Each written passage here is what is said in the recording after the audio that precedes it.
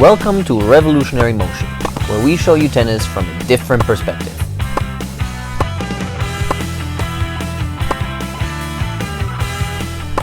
Today we're going to show you guys 3 easy steps that you can follow to develop easy power on your backhand.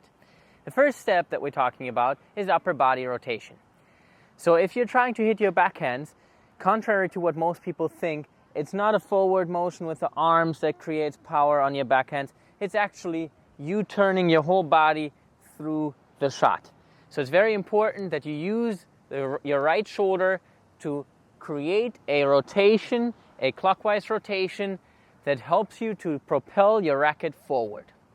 The second step that you need to follow in order to create effortless power is the wrist lag. You've probably heard that from other coaches before. What is it really? It's on your backswing. Your right wrist starts relaxing a little bit so the racket falls down and back. So now when you're using your upper body rotation, it swings your racket forward and that wrist can effortlessly push the racket through the ball.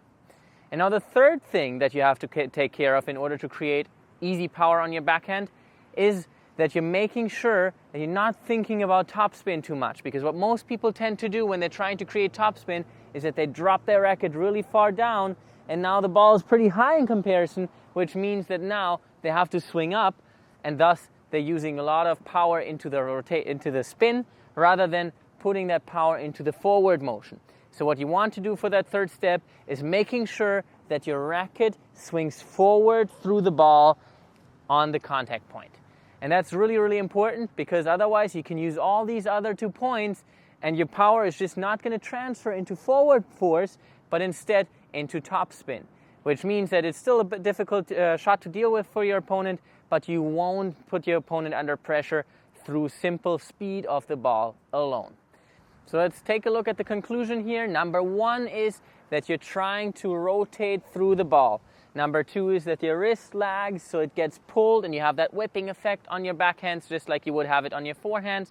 And number 3 is that you're making sure that your racket swings forward through the ball rather than up into the contact point.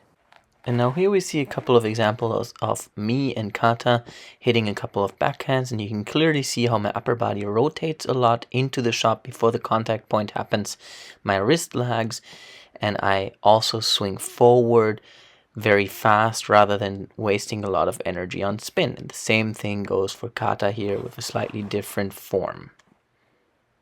Hope you enjoyed this video. Please like and subscribe, and we'll see you guys soon.